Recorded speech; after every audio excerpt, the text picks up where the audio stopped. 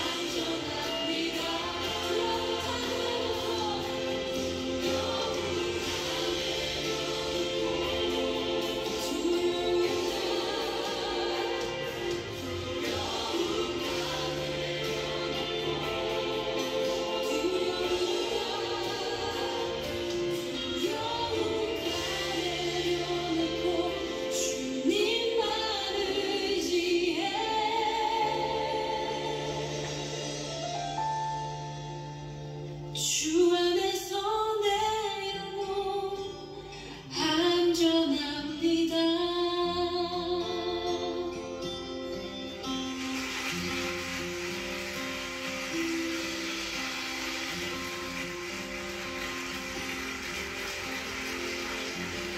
선하신 주님, 우리 삶이 주님의 손에 있기 때문에 우리 삶에 어떠한 일이 벌어지더라도 우리 삶이 안전하다는 것을 믿습니다.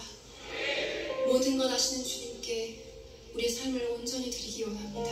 우리의 두려움을 내려놓을 수 있도록 성령님 우리를 온전히 주장하여 주시옵소서. 아멘.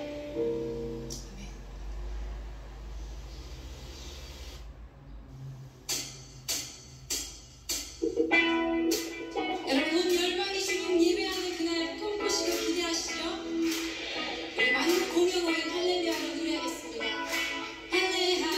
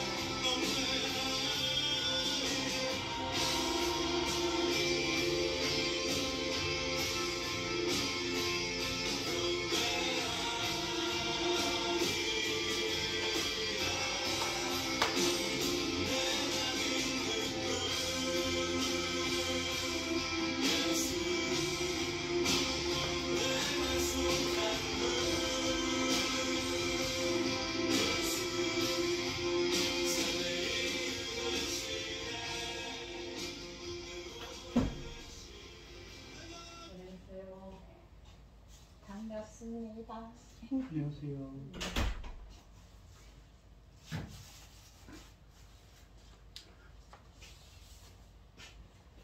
6월 19일 주일밤 예배를 시작하도록 하겠습니다. 사도신경 하심으로 신앙 고백하시겠습니다.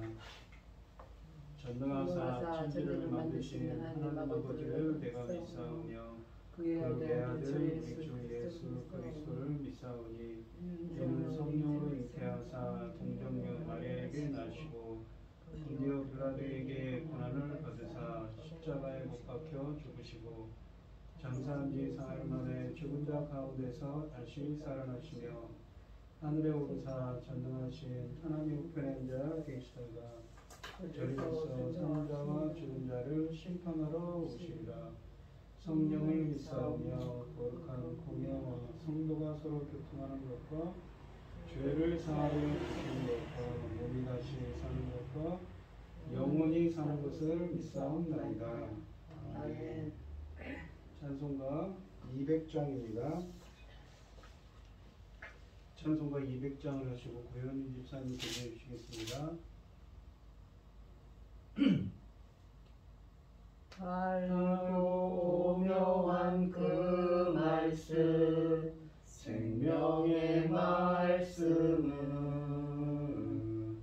귀한 그 말씀 진실로 생명의 말씀이 나의 길과 믿음 밝히 보여주니 아름답고 귀한 말씀 생명샘이로다.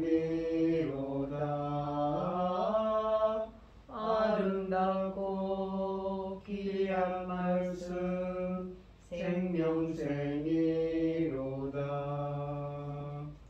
귀한 주님의 말씀은 내 노래 되도다. 모든 사람을 살리는 생명의 말씀을 값도 없이 받아 생명길을 가니 아름답고 귀한 말씀 생명샘이로다.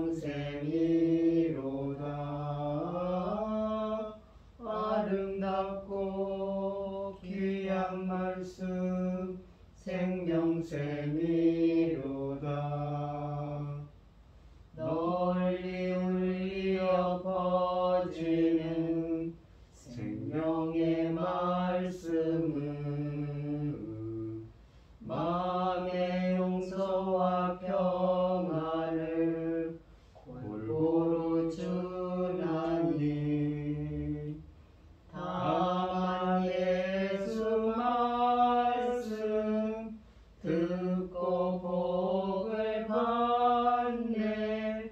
아름답고 귀한 말씀 생명샘이로다.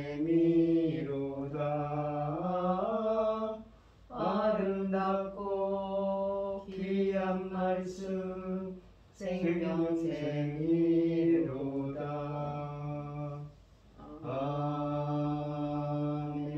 아멘. 천지를 지으신 전능하신 하나님 아버지, 부족하고 어리석은 저희를 자녀로 삼으시고 아버지의 사랑 가운데 살아가게 하심을 감사드립니다. 복잡하고 혼란스러운 이 세상에 이 시간에도 하나님께 예배드릴 수 있도록 인도하시니 감사합니다.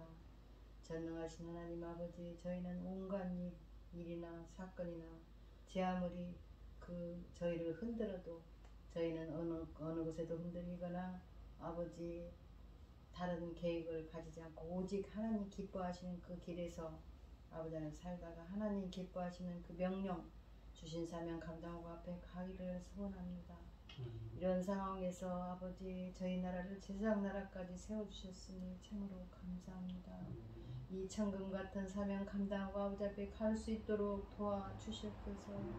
전능하신 하나님 아버지, 이 시간에 아버지 우크라이나에서는 많은 사람들이 전쟁으로 죽어가고 있습니다.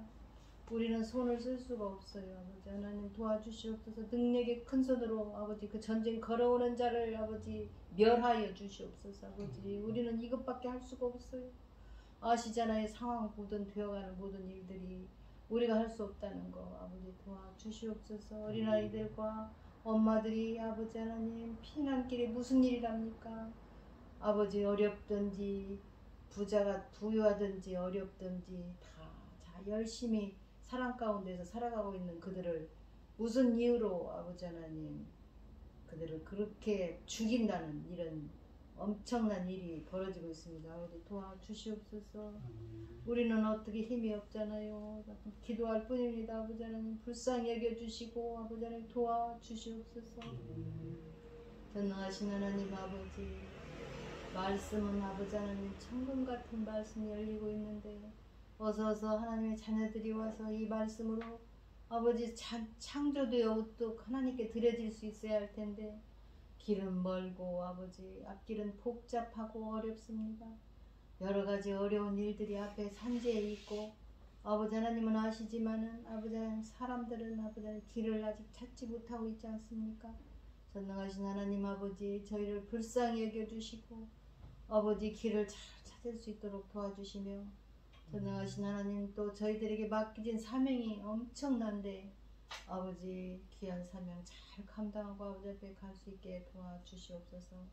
전능하신 하나님 아버지 오늘도 아버지 말씀이 얼마나 귀했는지 아버지는 정말 죄송스럽기 짝이 없습니다. 아버지는 이렇게 귀한 말씀을 아버지는 듣고만 있고 아버지는 우리가 아버지 이 일을 위하여 하나님의 그 맡기신 사명을 잘 감당하지 못하여서 너무나 죄송스럽습니다. 불쌍히 여겨주시고 긍휼을 베풀어 주셔서 아버지 하나님 사명 감당하고 아버지 앞에 갈 수 있도록 도와주시옵소서. 전능하신 하나님 아버지의 시간도 이 말씀을 들고선 당신의 사랑하는 중 아버지 하나님 아시지요. 어떤 상황 어떠한 형편인지 잘 아시지 않습니까? 아버지 하나님 우리는 이런 일들을 우리가 계획한 것이 아닙니다. 아버지의 계획대로 모든 것이 이루어지고 있사오니 아버지 하나님 저희를 긍휼을 베풀어 주시고 불쌍히 여겨 주셔서 아버지 그 계획 가운데서 우리는 절대로 순종하는 길에서 벗어나지 않도록 하나님 기뻐하신 그 길에만 잘 충성하고 아버지 주신 사명 감당하는데 아버지 추호도 게으름을 피우거나 아버지 나태하거나 다른 사람의 방법을 아버지 가리지 않고 오직 하나님 그 기뻐하신 그 말씀에 우뚝 설 수 있도록 말씀에서 벗어나지 않도록 아버지 저희를 지켜주시고 늘 훈계하여 주시옵소서. 전능하신 아버지 하나님 저희는 아버지 하나님께서 주신 사명 외에 아버지 저희는 세상 길에도 세상 사람들이 살아가는 방법도 길과 여러 가지 많이 있습니다. 그러나 저희는 그 어떤 것도 귀하게 여기지 않습니다. 아버지 하나님의 천금 같은 귀한 사명 어찌 그보다 귀하게 여기겠습니까? 하나님 말씀보다 아버지 하나님 도와주시옵소서. 사명 감당하는데 아버지 올인할 것입니다. 아버지 하나님 저희 남은 생애를 올인하도록 아버지 하나님 붙잡아 주시옵소서. 이 시간 말씀을 들고선 당신의 사랑하는 종 아버지 하나님 강건한 몸도 아버지 허락하여 주시고 모든 여건도 허락하여 주시고 또 아버지 하나님 동역자 동반자도 아버지 만날 수 있도록 도와주시옵소서. 아버지 하나님 우리는 아버지 하나님 아니면 우리는 숨도 못 쉽니다. 아버지 한 발짝도 못 갑니다. 이렇게 아버지 하나님 복잡하고 어지러워도 하나님의 길은 환하고 정확하고 분명한데 아버지 우리가 어찌 다른 길을 생각하고 계획하겠습니까? 전능하신 하나님 아버지 도와주시옵소서. 사명 감당하고 갈 수 있도록 아버지 이 시간 이 말씀을 통하여 우리는 길을 잃지 않고 하나님의 그 기뻐하신 길에 감사함으로 달려갈 수 있도록 도와주시옵소서. 이 모든 말씀 억만 죄악 가운데서 저희를 구원하여 주신 예수 그리스도 이름으로 기도합니다. 아멘. 아버지 감사합니다. 오늘 함께 하실 하나님의 말씀은 빌립보서 1장 1절로 11절입니다.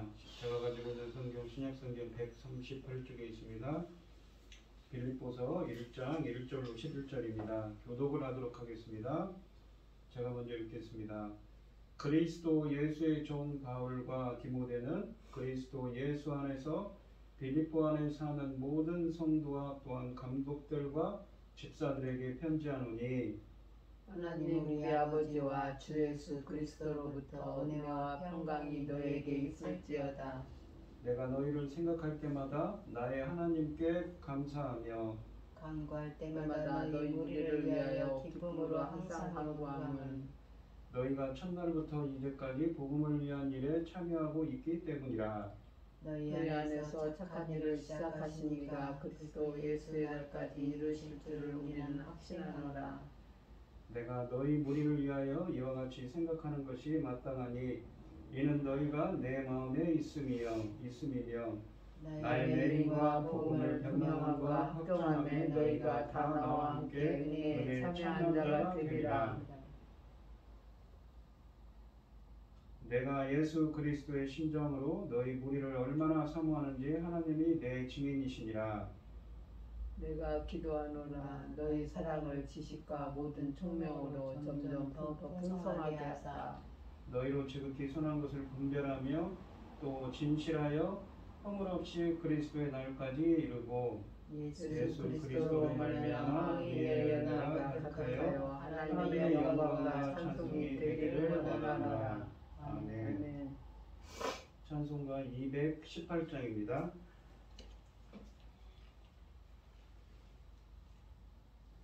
내 몸과 정성을 다하여서 주 너의 하나님을 사랑하라. 내 몸을 아끼고 사랑하듯 형제와 이웃을 사랑하라.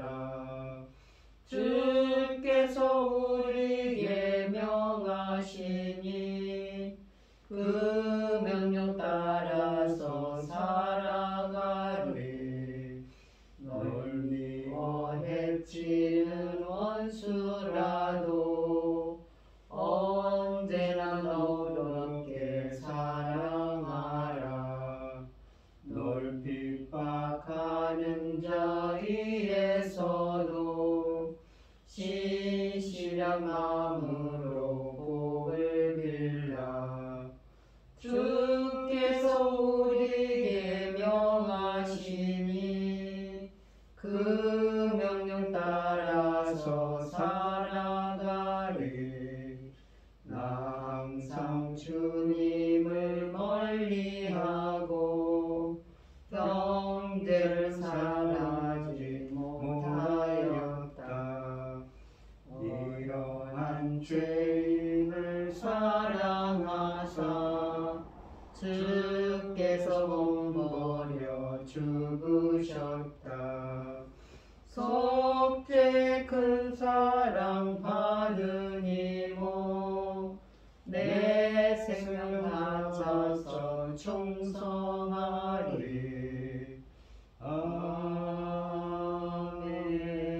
아멘.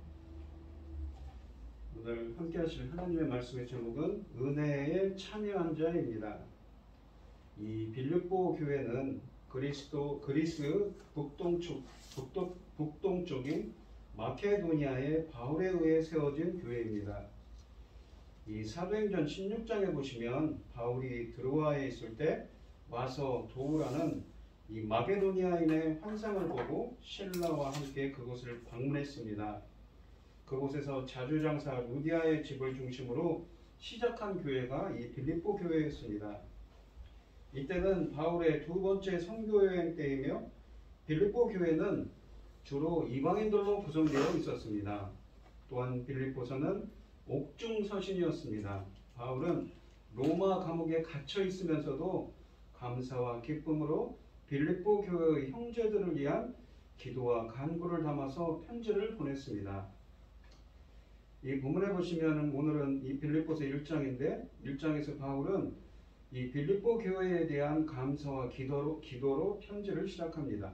바울은 오랜 세월 사역에 동참한 공동체에 감사와 애정을 표현하고 지금보다 더 풍성한 열매를 맺어 빌립보 교회가 하나님의 영광과 찬송이 되기를 소망합니다.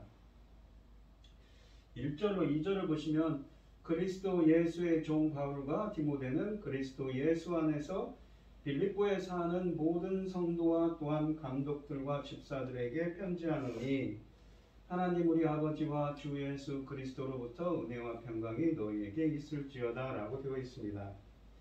여기 보시면 1절에 그리스도 예수의 종이라고 해서 바울과 디모데를 이야기합니다. 우리가 구약 성경에 보시면 이 대표적으로 이 모세를 여호와의 종이란 표현을 씁니다. 그런데 구약 성경에 보시면 이 하나님의 종이란 표현을 몇 명 쓰지 않지요.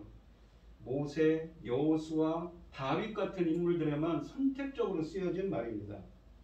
이 하나님의 종, 그리스도 예수의 종, 여호와의 종이라는 표현은 이 하나님으로부터 모든 권한을 위임받아서 하나님을 위해서 하나님의 일을 수행하는 사람이라는 의미를 담고 있는 표현이지요. 그러니까 이 하나님의 종이라는 표현은 아무나 쓰는 것이 아니고 성경에서 이렇게 사도 바울 같은 사람들, 예수님의 제자들이나 특별히 선택된 사람들에게 쓰는 말입니다. 그리고 그리스도 예수 안에서라는 말은 이것은 신비적인 예수 그리스도와의 연합을 뜻하는 말씀입니다. 우리의 교제가 이 예수 그리스도 안에서 이루어지는 신비하고도 영적인 연합임을 강조하는 것입니다. 그러므로 이 편지는 그만큼 거룩하고 차원이 높은 것임을 말해주고 있습니다. 또한 은혜라는 말은 우리가 자주 쓰지만 인간에 대한 하나님의 자발적이고도 제한 없는 이 값없는 사랑의 선물입니다. 어떤 하나님의 사랑일까요? 하나님께서 인간에 대해 그 죄와 무가참에도 불구하고 그 크신 사랑으로 인해서 죄사함과 영원한 생명을 주신 것을 말합니다. 그것은 예수 그리스도를 믿는 자에게 주신 것입니다. 그러므로 사람은 그를 믿는 것에 의해 의롭다함을 받고 영원한 생명을 갖게 되는 것입니다. 또한 평강이라는 말을 썼습니다. 우리가 구약 성경에 보면 샬롬이기도 하고 신약 성경에서는 에이레나라는 말을 씁니다. 그리스도께서 그분의 죽음을 통해 이 신자와 하나님 사이에 이루신 화목, 평화를 가리킵니다. 이것은 그리스도를 통한 구원을 확신하는 영혼의 평온한 상태를 의미하죠. 그리고 하나님과의 관계 회복을 또한 의미하는 말입니다. 3절로 4절에 보시면 내가 너희를 생각할 때마다 나의 하나님께 감사하며 간구할 때마다 너희 무리를 위하여 기쁨으로 항상 간구함은 이라고 되어 있습니다. 사도 바울은 기쁨으로 항상 감사 기도하는 사람입니다. 우리는 감옥에 갇혀있는 사도 바울이 처해 있던 어려운 형편을 생각해 볼 때 처음부터 감사의 말을 하는 것에 놀라움을 금하지 않을 수가 없습니다. 그는 지금 감옥에 메어져 있습니다. 이 빌립보서에서 우리는 사도 바울이 두 가지 어려운 형편에 처해 있었던 것을 발견할 수가 있습니다. 먼저 사도 바울은 빌립보서를 기록할 때 자유로운 몸이 아니었습니다. 그의 몸은 매여 있는 상태였습니다. 로마의 감옥에서 이 서신서를 썼습니다. 그러므로 그는 4차례나 연거푸 자신이 투옥되어 있다는 것을 이 빌립보서에서 말합니다. 그런데 이에 더하여 사도 바울에게는 더욱 어려운 일이 있었습니다. 그를 모해하거나 심지어 대적하는 사람들이 주위에 많이 있었습니다. 어떤 이들은 바울의 전도를 시기하였고 어떤 이들은 바울의 권면을 대적하였으며 또한 어떤 이들은 바울의 신앙을 멸시하였고 마지막으로 어떤 이들은 바울의 복음의 원수가 되었습니다. 하지만 그는 감사와 기쁨이 넘쳐서 서신서를 쓰고 있지요. 사도 바울은 육체에서나 영혼에서 이처럼 혹독한 고통을 받고 있는 동안에도 글을 쓰면서 나는 감사하노라 라고 3절에서 외칩니다. 이것은 바로 2절 말씀처럼 사도 바울이 주님의 은혜와 평강 가운데 있기 때문에 하나님께 감사한다고 말할 수가 있는 것입니다. 여러분들도 예수 그리스도 안에서 은혜와 평강을 누리셔서 사도 바울처럼 어떠한 상황 가운데서도 즐겁게 감사할 수 있기를 축원드립니다. 바울은 또한 본문에서 빌립보 교인들을 향하여 내가 너희를 생각할 때마다 나의 하나님께 감사하며 라고 말합니다. 사실 사도 바울이 복음을 전한 많은 사람들 가운데서도 이 빌립보 교회 성도들만큼 바울이 크게 애착을 가진 성도들은 흔치 않을 것입니다.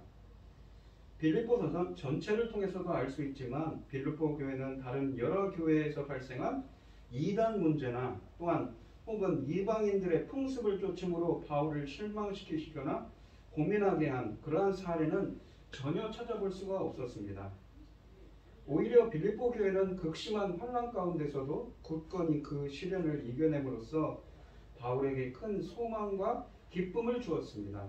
이러한 빌립보 교인들은 이 신실했으며 믿음에 있는 사람이었는데 그들의 신실함은 바울이 기뻐하며 하나님께 감사할 조건이 되었습니다. 그래서 바울은 빌립보 교인들을 생각할 때마다 하나님께 감사와 기쁨의 기도를 드리는 것밖에 달리 할 것이 없다고 말하고 있는 것입니다. 바울이 빌립보 교인들을 위해 이와 같은 기도를 드렸다는 것은 바울 자신뿐 아니라 빌립보 교인들에게도 큰 자랑이요 영광이 아닐 수가 없었습니다. 5절에 보시면 너희가 첫날부터 이제까지 복음을 위한 일에 참여하고 있기 때문이라 라고 되어 있습니다. 참여라는 말은 코이노니아, 그러니까 교통하다, 교제하다, 참여하다는 말입니다. 그런데 첫날부터라는 말은 바울이 빌립보에 처음 온 날부터죠. 바로 사도행전 16장 13절에 쓰여져 있습니다. 그런데 복음을 위한 일에 참여했다라는 말은 헬라어를 직역하면 이렇습니다. 그 복음을 위하여 참여했다. 혹은 그 복음에 참여했다라는 말입니다. 그러니까 복음을 위하여 참여했다라고 해석하면 이 사도 바울의 이 전도 사역에 함께하는 동역자였다는 의미고 또한 그 복음에 참여했다는 말은 어떤 의미입니까? 바로 사도 바울이 전하는 예수 그리스도의 전파하는 그 복음을 통해서 그들이 하나님의 백성이 되었다는 것이지요. 3절과 4절에서 사도 바울이 빌립보 교회를 위해 주님께 기쁨으로 감사하며 기도하는 이유를 5절과 6절에서 설명합니다. 5절에서는 이 첫날부터 이제까지 복음을 위한 일에, 그러니까 파트너로서 함께 참여하고 있기 때문이라고 합니다. 복음을 위한 일에 참여했다는 것은, 즉 그 복음을 위해 참여했다는 것은 바울을 도와 하나님의 일에 동역자가 되었다는 의미이기도 하고, 또한 이 그 복음에 참여했다는 것은 빌립보 교인들에게 복음을 전했을 때 변화되어서 하나님의 사람이 되었음을 의미합니다. 6절에 보시면 너희 안에서 착한 일을 시작하신 이가 그리스도 예수의 날까지 이루실 줄을 우리는 확신하노라 라고 되어 있습니다. 착한 일이라는 건 이 선한 일을 뜻합니다. 이 헬라어로. 근데 이 착한 일은 무엇입니까? 문맥적으로 바로 이 처음, 그러니까 첫날부터, 그러니까 사도행전 16장 13절에 빌립보 교회에 처음 사도 바울이 하나님의 말씀을 전한 그 첫날부터죠. 그 너희 안에 착한 일을 시작한 때는 바로 그때였습니다. 그 날부터 시작하신 이가 그리스도 예수의 날까지 이르실 줄을 확신한다고 합니다. 그런데 그리스도 예수의 날은 어떤 날입니까? 바로 주의 날이라는 의미를 우리는 설명해야 됩니다. 무엇이냐면 우리가 주일날, 오늘이 주일인데 주일날 예배드리는 의미가 무엇입니까? 우리가 성경적으로 보시면 구약 성경에 보시면 아모스서 같은 곳에 여호와의 날이라는 표현이 있습니다. 여호와의 날은 무엇입니까? 주님이 임하시는 날입니다. 근데 여호와의 날은 어떤 의미를 담고 있습니까? 주님이 임하시면 한쪽에서는 구원이 일어나고 한쪽에는 심판이 임하는 날입니다. 우리가 주일을 왜 지킵니까? 바로 우리의 창조주이시며 구속주이시며 심판주이신 예수 그리스도께 예배드리는 날이지요. 그 예수 그리스도 다시 임하실 날을 바라보며 거룩하게 예배드리는 날입니다. 근데 그 주님의 날을 기다린다고 하죠. 바로 주님이 임하셔서 구원하고 심판하실 날, 또는 죽어서 우리가 요한계시록에 있는 것처럼 하나님의 심판대에 설 날이지요. 그 날까지 이루실 줄을 확신한다고 합니다. 사도 바울이 이 빌립보 교회를 놓고 감사하는 또 한 가지 이유는 바울의 확신 때문입니다.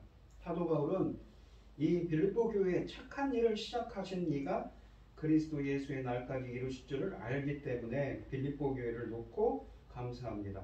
사도 바울은 빌립보 교회의 신실한 신앙을 말하면서 그 신실함의 원인이 누구에게 있는가를 소개합니다. 신실함의 원인은 성도 자신에게 있는 것이 아니라 그것은 하나님께 있다는 것이지요. 무엇입니까? 바로 착한 일을 시작하니 그 복음 전파를 통해서 그 복음의 일을 시작하신 이가 누구입니까? 바로 주님이죠. 근데 그 주님이 그리스도 예수의 날까지, 주님 앞에 설 날까지 이루실 줄을 확신하는 것이지요. 그러니까 복음을 이루시는 분이 누굽니까? 바로 하나님의 전적인 능력이고 하나님의 은혜라는 것이지요. 신실함의 원인은 바로 성도 자신에게 있는 것이 아닙니다. 그것은 하나님께 있다는 것이죠.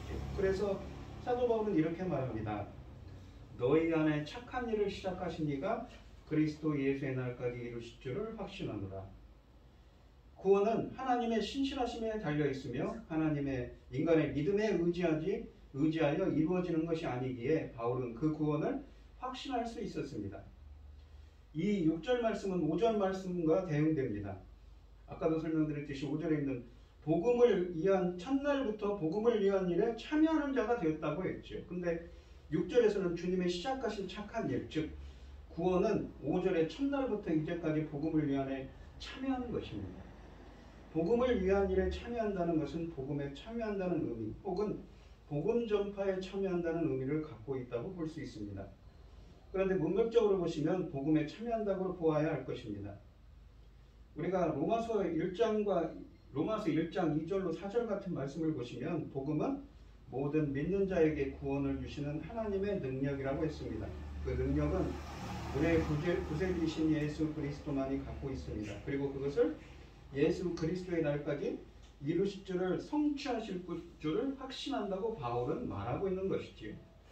바울이 여기서 설명하고 있는 것은 우리가 예수님을 영접했을 때 시작되어 그리스도 예수의 날까지, 즉 그리스도께서 주님을 만나는 날까지, 주님이 임하시는 날까지 계속되는 그리스도의 영적인 성장과 성숙의 과정입니다. 빌립보 교회가 직면했을 수 있는 박해 속에서도 하나님께서 그들 가운데 선한 일을 지속하실 것임을 바울은 확신하고 있습니다. 그리스도 예수의 날이 언제인지는 알지 못했지만 바울은 그 날이 언제든지 올 수 있음을 인식하며 살고 있습니다. 우리가 받은 구원도 예수님의 오심으로 2000년 전 천국이 이미 시작되었으나 그가 다시 와서 그가 임하시는 날에, 그가 강림하시는 날에 파루시아 온전한 세상을 이루기까지 아직 시간이 남았다는 것입니다. 그러니까 이 아직 already but not yet, 그러니까 이미 그러나 아직이라는 이러한 긴장 관계에 있습니다. 예수께서 다시 오실 때에야 이 긴장을 해소하고 우리는 완성된 구원을 경험할 것입니다. 빌립보서는 계속해서 이 긴장 관계를 다루고 있습니다. 그러면서 이 5절과 6절의 이유를 7절부터 설명을 합니다. 그런데 이제 이렇게 볼 수가 있습니다. 5절과 6절의 이야기를 7절부터 11절까지 또한 설명을 합니다. 그러니까 복음을 처음에 전했고 그리고 또한 그리스도의 날까지 이루신다고 했는데 어떻게 이루는가에 대해서 7절부터 설명을 합니다. 내가 너희 무리를 위하여 이와 같이 생각하는 것이 마땅하니 이는 너희가 내 마음에 있음이며 나의 매임과 복음을 변명함과 확정함에 너희가 다 나와 함께 은혜에 참여한 자가 됨이라 라고 되어 있습니다. 여기 보시면 생각하다 이 말이 뭐죠? 내가 너희 무리를 위하여 이와 같이 생각하는 것. 근데 이 생각한다는 말이 무엇이냐면 헬라어로 우리가 자문해 보시면 명철하다고 할 때 그 명철을 뜻하는 말입니다. 그러니까 통찰력을 갖는다는 것이지요. 그리고 마땅하다라는 말은 옳다는 뜻입니다. 의롭다는 것이지요. 그리고 매임이라는 말은 족쇄, 세살입니다. 그러니까 사도 바울이 지금 어디에 있으면 감옥에 갇혀 있죠. 나의 매임과 그리고 이 감옥에 갇혀 있음, 쇠사슬에 묶여 있음과 그리고 복음을 변명함이라고 하는데 복음을 변호하는 것과 그리고 확정함이라고 했는데 복음을 확인하고 입증하는 것 그리고 너희가 다 나와 함께 은혜에 참여한 자가 되니라. 그 하나님의 은혜에 참여했다라는 말은 참여한 자라는 건 뭐냐면 공동 참가자라는 말입니다. 동반자라는 것이죠. 누가요? 사도 바울의 이 은혜에 참여한 자, 공동 동반자가 누구입니까? 바로 빌립보 교인이라는 것이지요. 이 빌립보 성도들은 사도 바울에게 큰 힘이 되었습니다. 그래서 사도 바울은 그들이 나의 매임과 복음을 변명함과 확정함에 너희가 다 나와 함께 은혜에 참여한 자가 됨이라고 말합니다. 이 짧은 문장은 사도 바울이 어떤 상황에 있었는지를 우리에게 알려줍니다. 그는 감옥에 매여 있습니다. 그럼에도 복음을 변증하고 있었습니다. 그리고 복음을 확정하고, 그러니까 복음을 확정했다는 것은 복음을 입증했다는 것이죠. 이 복음은 모든 믿는 자에게 구원을 주시는 하나님의 능력이라고 했습니다. 바울이 복음을 전할 때 그리스도의 복음이 진리라는 증거를 제시하며 전했음을 보여줍니다. 또한 바울이 로마 벽정에 나아가 복음의 정당성을 변호하고 입증할 때 빌립보 교회가 동참했음을 암시합니다. 빌립보 교인들은 바울이 복음 때문에 투옥되어 복음을 변호하고 또한 확정한다는 것은 입증한다는 것이죠. 공동 참여자가 되었다는 것이죠. 동반자가 되었다는 것입니다. 바로 이런 일을 통해 그들은 하나님이 시작하신 착한 일에 참여자가 되었다는 것이죠. 예수 그리스도의 복음에 대한 확신이 없었다면 그러한 위험을 무릅쓰지는 못했을 것입니다. 그러니까 지금 계속 무엇입니까? 5절과 6절에 있는 얘기를 7절부터 계속 설명을 하는 겁니다. 이 바울이 7절에서 빌립보 교인들의 구원의 확신에 관하여 생각한다는 것은 무엇이냐면 아까도 설명드렸듯이 이 헬라어가 우리가 구약에서 잠언에 나오는 명철을 뜻하는 말입니다. 그저 추측하거나 그렇게 되기를 바라는 정도가 아닙니다. 하나님이 주신 명철, 통찰력을 통해서 자신의 결론을 주장하는 것이지요. 즉 바울은 하나님이 시작하신 구원의 행위가 바울의 종말에 꼭 완성되리라고 확인하는 것입니다. 그러니까 이 지혜와 명철이라는 것도 사실은 우리가 창세기 41장 38절로 39절에 보시면 요셉의 이야기가 나오는데 성령이 내주하시고 하나님께서 알게 해주셔야만 명철과 지혜를 얻을 수 있다는 말씀을 합니다. 성령 충만해야만 지혜와 명철을 얻을 수 있죠. 지식을 얻을 수가 있지요. 그러니까 이 생각하는 것은 무엇인가? 내가 바울 자신이 여기서 보면 생각하는 것이 아니라 하나님께서 그러한 통찰력을 줬다는 것입니다. 그래서 그들이 다 은혜에 참여한 자가 되었다는 것이죠. 그걸 알게 했다는 것입니다. 8절에 보시면 내가 예수 그리스도의 심장으로 너희 무리를 얼마나 사모하는지 하나님이 내 증인이시니라. 심장이라는 것은 이 우리의 몸에 있는 심장을 뜻하기도 하고 상징적으로는 동정심을 뜻합니다. 애정을 뜻하는 말이죠. 8절은 이 바울의 감정에 드러난 곳입니다. 심장이라는 단어에서 보듯이 바울이 빌립보 교인들에게 느끼던 사랑은 마음 깊은 곳에서 우러난 감정입니다. 이 단어는 또한 동정을 표현할 때 사용되기도 합니다. 이 마태복음 9장 36절에 무리를 보시고 불쌍히 여기시니라는 말씀처럼 동정심을 갖다는 말입니다. 이것은 그들이 목자 없는 양과 같이 고생하며 기진함이라 라고 표현한 것처럼 바울은 마치 예수께서 빌립보 교인들을 불쌍히 여기시고 사랑하는 것과 같은 심정으로 그들을 사랑했다는 의미입니다. 9절에 보시면 내가 기도하노라 너희 사랑을 지식과 모든 총명으로 점점 더 풍성하게 하사. 아까 그 생각하는 것이 바울 스스로 생각하는 것이 아니라 하나님이 그렇게 명철을 주셨다는 거죠. 통찰력을 준다는 표현을 썼습니다. 헬라어가. 여기서 그 총명이 바로 또한 명철을 뜻하는 것입니다. 그러니까 이 번역이 좀 근데 너희 사랑이라고 하는데 너희 사랑을 지식과 모든 총명으로 점점 더 풍성하게 하사. 그러니까 너희의 하나님에 대한 사랑을 풍성하게 했어요. 무엇으로 더 가득 채우셨습니까? 지식이라는 것은 뭐냐면 이 하나님을 주관적이고 체험적으로 아는 하나님을 아는 지식입니다. 그리고 하나님을 더 깊이 알게 하고 또 총명이라는 것은 명철, 그러니까 우리가 이해하다, 통찰력을 갖다, 명철한 그런 것을 하나님께서 주셨다는 것이죠. 그래서 그것으로 그 빌립보 성도들의 그 사랑을 더 풍성하게 채우셨다는 의미입니다. 10절에 보시면 너희로 지극히 선한 것을 분별하며 또 진실하여 허물없이 그리스도의 날까지 이르고 라고 되어 있습니다. 여기 보시면 이 지극히 선한 것을 분별한다는 표현을 쓰는데 선한 것이 무엇입니까? 성경에서 말하는 선이라는 건 이런 겁니다. 뭐냐면 우리가 창세기 1장에 보시면 천지창조를 하실 때 7번을 창세기 1장에서 심히 좋았더라, 심히 좋았더라, 심히 좋았더라 그러십니다. 거기에 이제 히브리어가 토브인데 그것이 어떤 의미냐면 선과 악 할 때 선이고 좋다는 의미도 있고 기뻐한다는 의미도 있습니다. 그러니까 선을 행한다는 것은 무엇입니까? 바로 하나님이 기뻐하신 뜻대로 행하는 겁니다. 그것이 바로 선인 거죠. 근데 그렇게 아는 것이 악이죠. 근데 지극히 선한 것을 분별한다는 건 무엇입니까? 하나님이 기뻐하시는 것을 분별한다는 의미죠. 근데 여기서 보시면 이 분별한다는 말이 그러니까 선과 악을 구별하여 테스트한다는 말이죠. 시험하고 증명한다는 의미를 담고 있는 말입니다. 이 로마서 12장 2절에 보시면 이 분별한다는 헬라어가 똑같이 쓰여져 있는데 뭐라고 했냐면 너희는 이 세대를 본받지 말고 오직 마음을 새롭게 함으로 변화를 받아 하나님의 선하시고 기뻐하시고 온전하신 뜻이 무엇인지 분별하도록 하라 라는 말이죠. 하나님의 기뻐하시고 선하시고 온전하신 뜻이 무엇인지 분별하는 능력이 오직 마음을 새롭게 함으로 변화를 받을 때 생긴다는 것입니다. 이 빌립보 1장 10절에 지극히 선한 것을 분별한다는 것은 로마서 12장 2절에 하나님의 선하시고 기뻐하시고 온전하신 뜻을 분별하는 것과 같은 말이지요. 이렇게 될 수 있는 것은 9절에 하나님을 아는 지식. 그러니까 이 보시면 문맥적으로 보시면 이렇죠.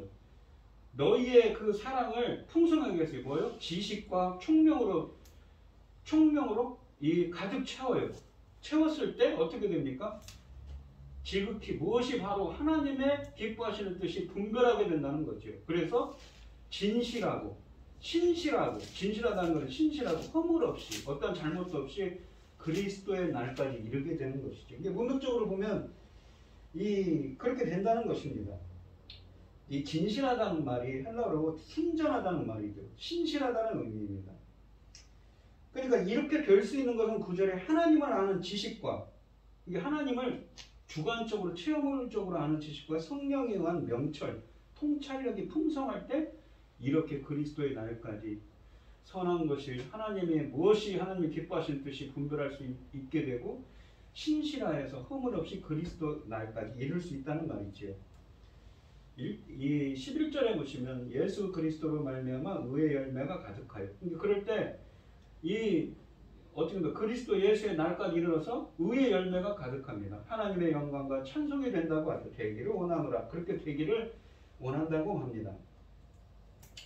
이 구절은 열매 맺는 것은 살아계신 주 예수 그리스도를 통하여 가능하다는 것이죠. 그 목표는 바로 하나님의 영광과 찬송이 되는 것이라는 것을 상기시킵니다. 여기 보시면 의의 열매라고 할 때 의라는 것이 무엇입니까? 의라는 것은 하나님의 속성입니다. 공정하신 하나님의 속성인데 그것이 사람과에게 쓰여지면 사람과 인간관계에서 바른 관계성을 의미합니다. 누군가에게 의롭다고 하는 것은 성경신학적으로 무엇입니까? 그 사람을 인정했다는 거죠. 하나님의 의의 기준은 하나님인데 그 하나님의 기준에 부합했다는 의미입니다. 한 가지 예를 들어보면 우리가 창세기 6장 22절로 7장 1절에 보시면 노아의 이야기가 나옵니다. 노아 때 어땠습니까? 이 노아 말고는 그 인간들이 어떻습니까? 죄가 가득했습니다. 죄가 관영했지요. 하나님께서 진노를 하셔가지고 물로 심판을 하신다고 이야기를 하시죠. 그러니까 노아에게 이렇게 명령을 합니다. 큰 방주를 만들어서 온 식구들을 거기에 이 동물 한 쌍씩을 다 방주에 들어가도록 방주를 만들라고 하죠. 하나님께서 노아에게 그렇게 명령을 했는데 노아가 그 명령을 정말 성실히 잘 순종해가지고 이루었습니다. 노아의 식구들 8명이 그 일을 한 겁니다. 그러니까 하나님께서 그렇게 하니까 7장 1절에 무엇이냐면 너의 의로움을 내가 보았다라고 하는 것이죠. 그러니까 하나님이 노아의 그 순종을 보고 마음이 흡족하신 겁니다. 그러니까 그러한 이 하나님과의 바른 관계성의 열매가 가득하게 된다는 것이죠. 그리고 하나님의 영광의 찬송이 되기를 원한다고 합니다. 이 의의 열매라는 것이 무엇입니까? 우리가 갈라디아서 5장 22절로 23절에 보시면 오직 성령의 열매는 사랑과 희락과 화평과 오래 참음과 자비와 양선과 충성과 온유와 절제니 이 같은 것을 금지할 법이 없느니라. 마치 이러한 열매들을 맺게 된다는 것이지요. 이 사람들의 삶 속에서 열매로 나타나는 의의 충만함의 결과는 언제나 하나님의 영광의 찬송이 된다는 것입니다. 우리 신자들의 삶은 하나님을 영화롭게 하고 찬송하는 것이어야 합니다. 오직 하나님의 은혜로만 죄악된 인간이 의로움을 얻을 수 있기 때문이지요. 이 성경을 보시면, 오늘 본문 말씀을 보시면 아까도 설명드렸듯이 5절과 6절을 보시면 이런 말을 합니다. 첫날부터, 그러니까 빌립보 이 사도행전 16장 13절에서 첫날에 처음으로 빌립보에 그 바울이 복음을 전한 날부터 이제까지 복음을 위한 일에 참여하고 있기 때문이라고 하면서 너희 안에서 그 착한 일을 복음을 통해서 빌립보 교회 성도들이 변화되었습니다. 하나님의 백성으로 시작하신 이가 그리스도의 날까지 이루실 줄을 확신한다고 하죠.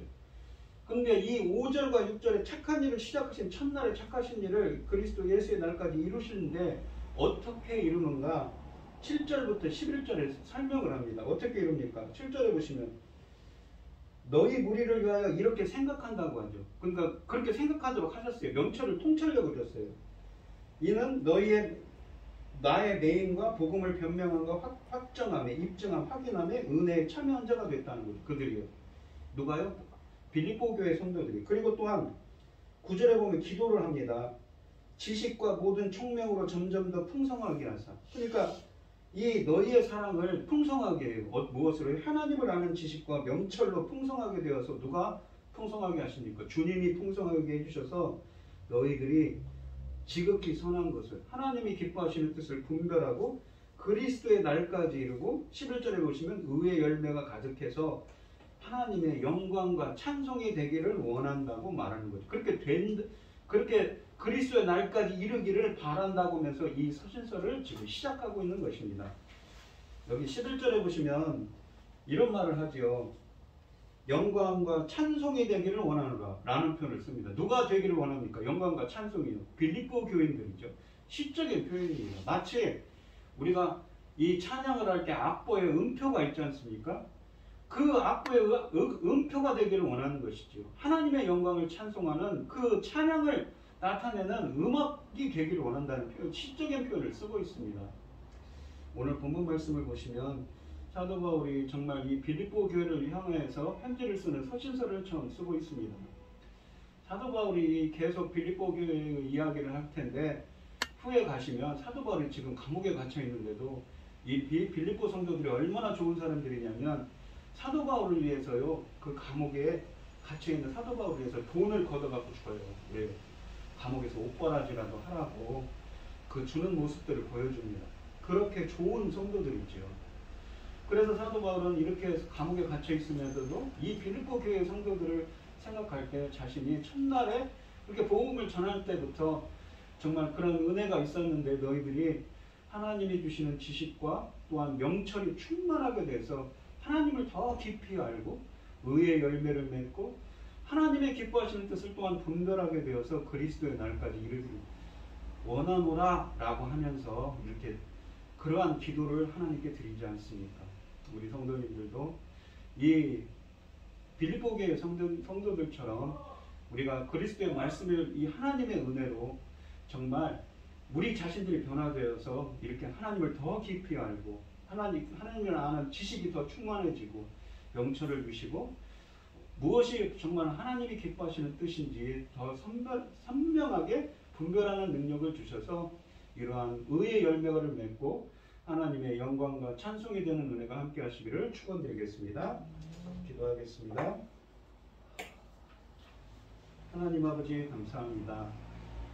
오늘 사도 바울은 빌립보 교회 성도들을 위해서 기도합니다. 서신서를 쓰고 있는데 초도에 이렇게 기도하며 감사와 기쁨으로 기도의 말을 먼저 쓰고 있습니다. 그들은 첫날에 복음을 전할 때부터 지금까지도 신실하게 사도 바울을 도와서 하나님의 은혜에 참여한 자가 되었습니다. 그리고 또한 지금도 사도 바울을 위해서 또한 복음을 위해서 일하는 자들이지요.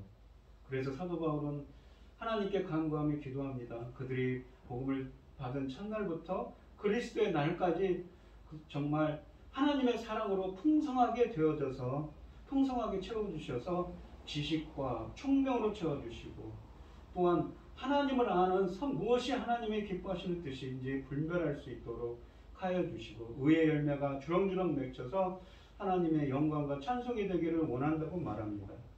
저희들에게도 정말 하나님을 아는 지식과 그러한 통찰력들을 더 많이 부어주셔서 저희들이 무엇이 하나님이 기뻐하시는 뜻인지 분별하고 더 깊이 주님을 알아가게 하여 주시옵시고 의의 열매가 성령의 9가지 열매가 풍성하게 맺혀서 하나님의 영광과 하나님께 영광 돌릴 수 있는 찬송 돌릴 수 있는 저희들이 되게 하여 주시옵소서. 이 모든 말씀 거룩하신 예수 그리스도의 이름으로 기도드리옵나이다. 아멘. 찬송가 220장입니다.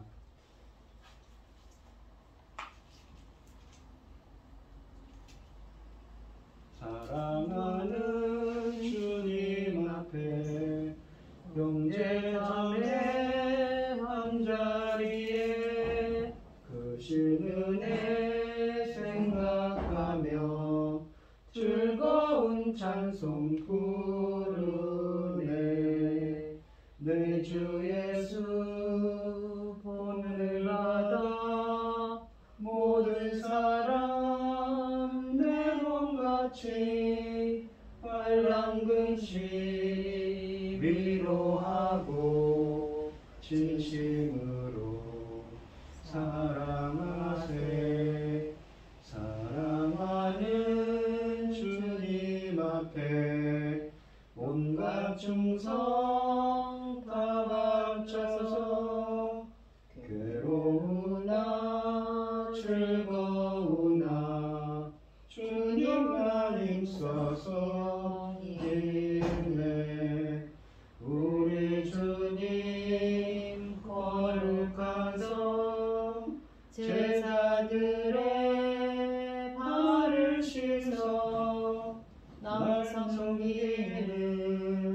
종의 도를 몸소 행해 보이셨네. 사랑하는 주님 예수 같은 주로 섬기나니 한 피 바다 한 몸 이룬 형제여 친구들이여 한 몸같이 친밀하고 마음으로 하나 되어 우리 주님 크신 뜻을 지성으로 준행하세. 아멘. 축도하심으로 오늘 예배를 마치도록 하겠습니다. 이제는 주 예수 그리스도의 은혜와 하나님의 극진하신 사랑과 성령의 교통하심이 하나님의 영광과 찬송이 되기를 소원하는 성도들 머리머리 위에 이제로부터 영원히 함께 있을지어다. 아멘.